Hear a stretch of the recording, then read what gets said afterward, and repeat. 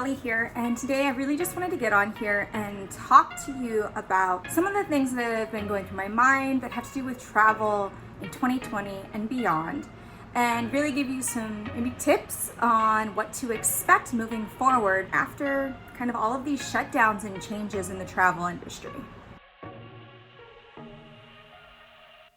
So first, I think the biggest change that is going to happen is the fact that you can no longer just jump on a plane, spin a globe, find a country you want to go to, and go. There's going to be a lot more planning that needs to be involved, and because of that, it's going to take a little bit more on all of our parts as the travelers. First off, as far as that planning process goes right now, is really researching what are the requirements of each place that you're going to as far as it relates to COVID-19. Now that can be anything from borders being completely shut down where you cannot go there. For instance, as an American, I cannot fly to the EU right now. Or it could be something a little less drastic, but still kind of a damper, where you could fly somewhere even domestically. So for me, flying to Hawaii right now, I would still have to do a 2-week quarantine. And if your plan was to be there for 2 weeks, well, that's your whole vacation.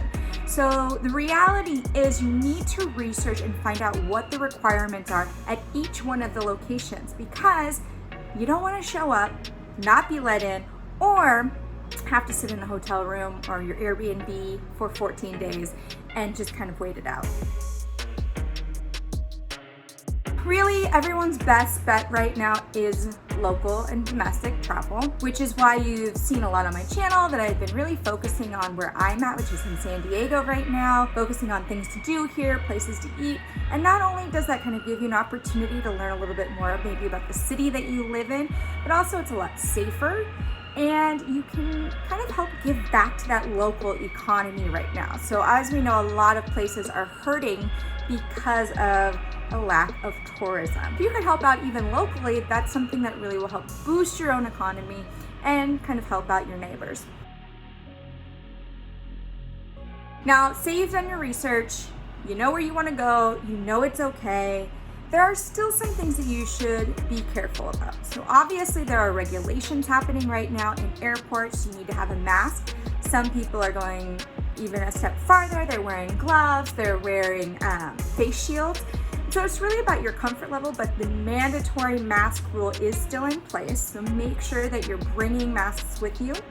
And if that is a cloth mask, great, but make sure that you have the ability to clean it at some time during your travel, because you don't want to just keep wearing the same masks. I would also suggest, if you're going to be gone for a long period of time, or maybe you won't have access to something where you can clean it, even if it's just in a sink with some detergent, then get some disposable masks that you can bring with you so that you're making sure that you are being safe as you travel as well. Another great thing to travel with are the wipes that you can bring. You can wipe down on the plane, you can wipe down when you get to your hotel or Airbnb, and that just kind of gives you an added extra layer of protection. Of course, remember your best bets: stay 6 feet apart, wash your hands, and wear your mask. So those are all things that are going to help, because we want to make sure that tourism comes back and is thriving. And so these are all things that will allow us to do some of that. Next big change for 2020 are, in my opinion, going to be accommodations. Now, some of you may not be affected by this at all if you typically stayed in maybe a little bit more luxury 5-star places. Those do tend to be very well cleaned. Safety is a priority, and so you probably won't see a lot of difference in where you're going. But for people who may be backpackers going through Europe, Southeast Asia, you may see a little bit of a difference in what you're even able to book. For instance, you might not be able to book a hostel in a large bed room, and you may not want to. So the realities are that some of those things will be changing. I've seen recently a lot of people looking more at Airbnbs where they can have a whole space to themselves. They can cook in their Airbnb and certain things like that. But I do think you're going to see a little bit less following going towards full on hostel experiences, which is unfortunate in my opinion, because they really do allow you to meet so many people and have such great experiences there. But for safety for now, kind of switching that over to a little bit more 1 bedroom, you have your own space in an area that's clean and that is a little bit more controlled, I guess, in that sense. Now, the final thing I really want to talk about and hit upon are your deals.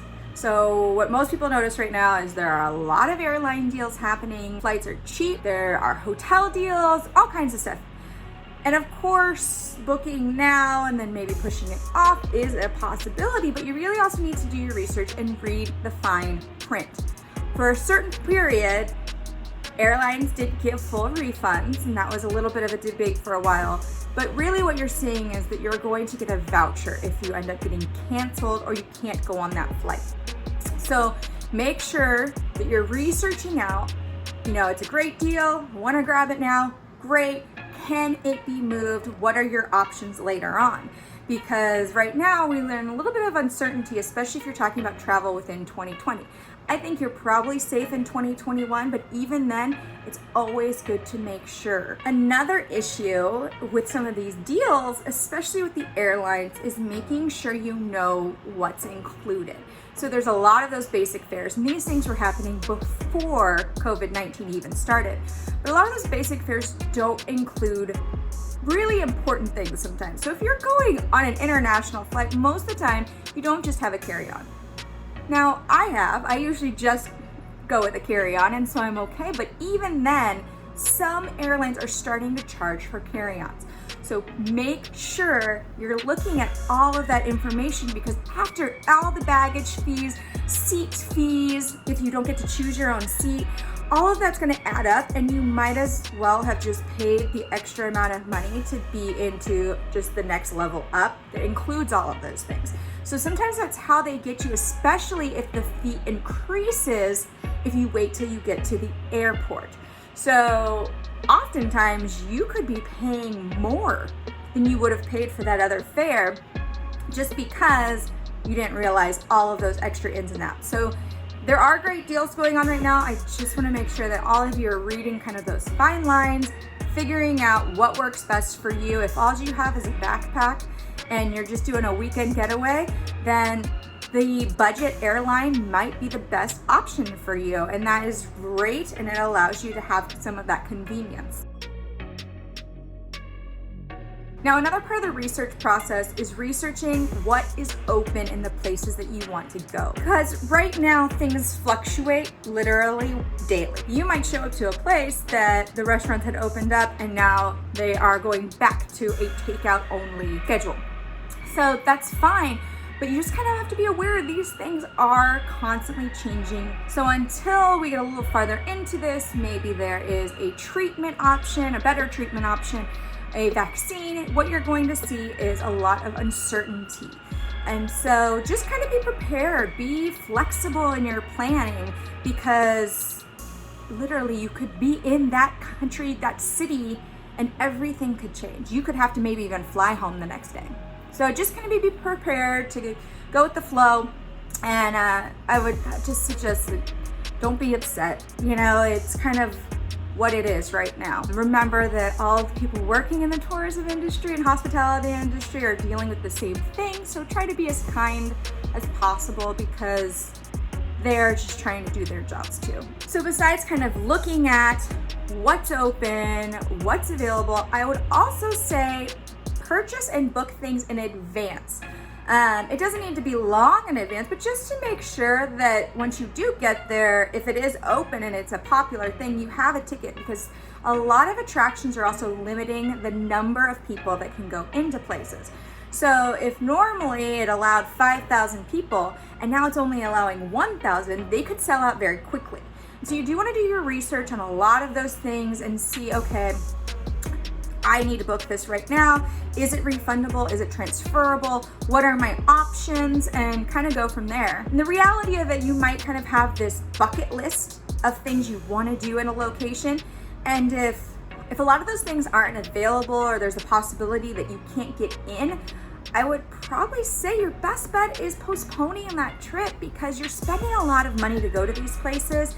And if the top places you want to go aren't going to be available, then I don't think that it's worth your money. Of course, if you're going somewhere just to relax and not worry about anything, that is perfect.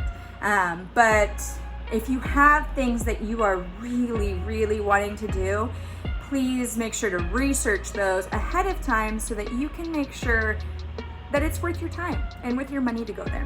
Now, one of the last things I want to bring up is a lot of this that I've talked about today is about planning. What are the restrictions? Where can I stay? What's open? All of these things are going to be really important right now as we move forward in a time where there's a lot of uncertainty and planning is going to be necessary. And so what I wanted to offer all of you is my personal travel planner. Now this has everything. It has overviews, it has packing lists, it has currency, things to do, budget, which I know a lot of you don't necessarily make a budget before you go on a trip, but let me tell you, making a budget is extremely important, not just because it helps you plan things out, but because it kind of helps you stay on point and puts things in perspective. So if you see that you are spending a lot of money in one thing, you can kind of guide you and see what you want to do with that. And so I really do highly suggest using budgets, even right now when you're planning things out, because it's just that helpful. Now, all you have to do to get this travel planner is go to my website. The link will be down below in the description, and that'll allow you to sign up for my mailing list. As soon as you sign up, confirm, you will get an email that has that planner in it, and it'll allow you to plan all of your future trips. Now, it is in depth, like I said earlier, so if there are things that you don't need on it, great, download it. Don't use those ones, delete it. But what I suggest is keeping one as a template, and then you can just copy and make new ones for every trip that you go on. Other than that, I hope you've enjoyed getting a little bit of information about what to expect in the future of travel. And beyond that, I am really excited. I think that as long as we are safe, we do have the opportunities to start traveling soon, especially in certain parts of the world. So EU is opening up within itself into certain countries. I know people in Thailand that have already started traveling, in Southeast Asia just among themselves. And so I just think that the opportunities are starting to happen, but we have to be able to stay within our guidelines and make sure that we're doing everything safe, being kind to each other, and just kind of making sure that travel is fun and educational and an opportunity to see something new and different, or just to relax, and that's totally fine too. I hope you've enjoyed it. If you did, please give it a thumbs up. And you know what? I want to know, where are you going on your first travels? I'll start it off. I'm hoping in September to be going to Nashville. So hopefully that'll work out. It is for my birthday, but we will see how everything goes. But let me know where you're planning on going in 2020, or if you are like, I am not traveling in 2020, where do you want to go in 2021 and into the future? Tell me down below in the comments. Give us a like, and don't forget to subscribe, because there will be more videos focusing, of course, on Southern California right now, but as we get into the future, hopefully a few places a little bit farther away. Thank you, and I'll talk to you later.